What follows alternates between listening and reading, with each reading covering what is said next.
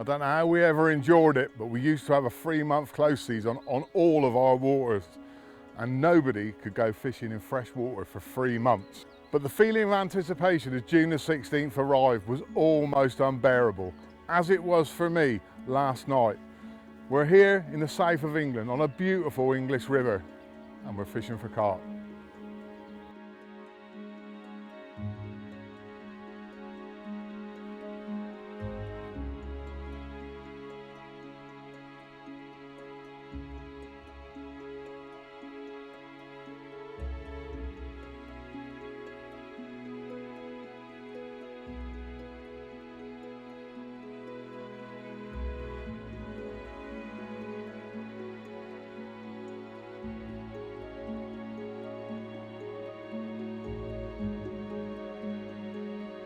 Just come in.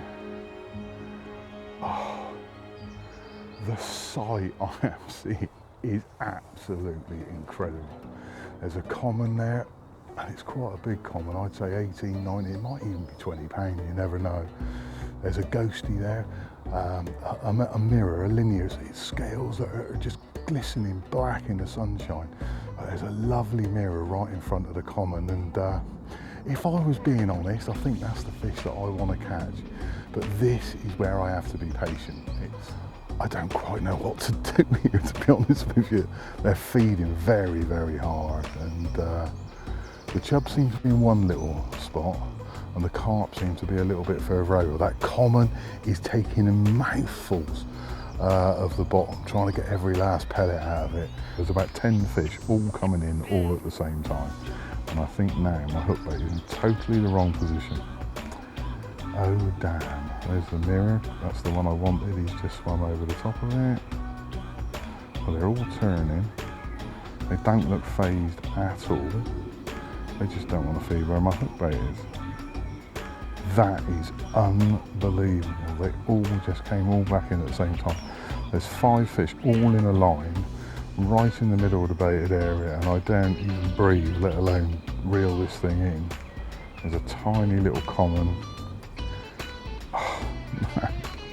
If my hook bait was there, I think I would get the bite I so desire, but I can't move it. There's no way on this earth I can move it now. The little ghost is coming back in for another look. Oh, look at that. Unbelievable.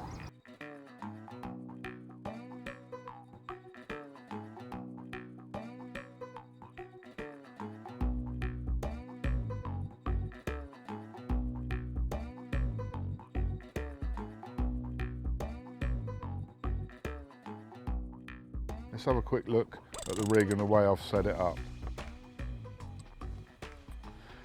As I said, it's 12-pound Illusion main line, and onto that line, just so I can ensure that it's on the bottom as long as the current isn't too fast, I've got big lumps of putty, 2 big lumps that will just run off in the event that I lose a fish.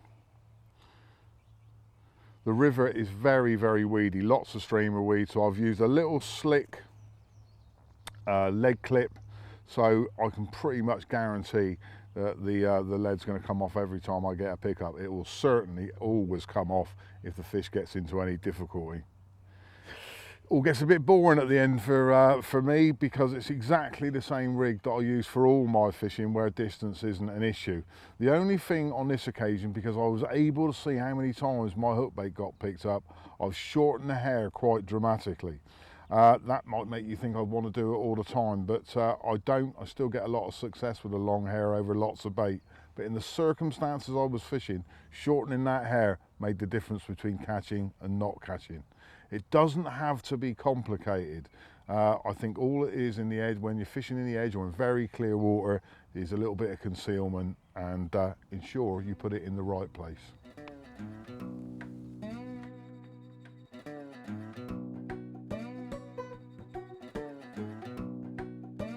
Nothing ever surprises me about the way carp behave at times, and we had all that farmyard stuff going on behind us earlier on, which definitely put the fish on edge. But they've come back and they've fed, but they feed for about between 5 and 15 seconds, and then they're gone. they're putting no effort into it. They'll just pick up half a dozen pellets, maybe a little bit of corn or a bit of maize, and they're gone. And unless you've got it absolutely smack on the money where they're feeding for that brief period, you're just simply not getting a bite. There's certain fish coming in now, one of which a little dumpy mirror, and he will not eat anything other than the pellets. He hasn't picked up, since I've been watching him, any of the yellow baits. There's another fish that comes in, and again it's another mirror, and all it'll eat are the yellow bits, either maize or corn. It's really strange. It won't stick around to graze on the pellets. They can take it or leave it if they come in one or two at a time. Once you get 3 or more in there, that's when you're going to get your bites.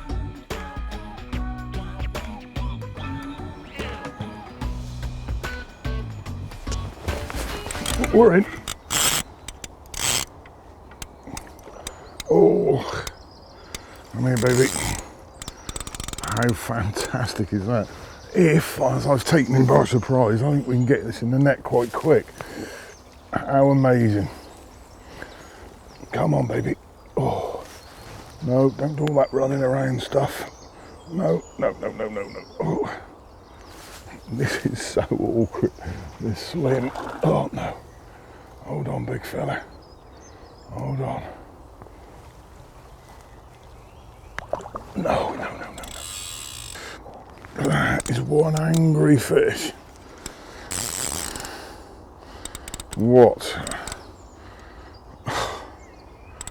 Incredible, absolutely incredible. That was right at my feet, that hook bait, and that is the sort of thing that's going to light anybody's fires. This might look a little bit awkward. Oh my God. Yes! And this is a stunning little carp. It's in absolutely spanking condition. And a real character. I can't tell you how exciting it is. Like I say, they're not the biggest fish I'm ever going to catch, and it really doesn't matter. When they look like this, and you catch them in that sort of environment, it really is a special thing. I caught him on my centre pin as well. I'm not a great expert with the centre pin reel, but I just love using them. What an absolutely spanking fish. It really is a cracker. It's got a little bit of a two-tone effect on him. Not a scale out of place. It's absolutely fantastic, and it's hard to put into words how exciting that was. We've talked through the fish coming in and doing what they're doing, but it's just so exciting on every level, and I cannot tell you how pleased I am.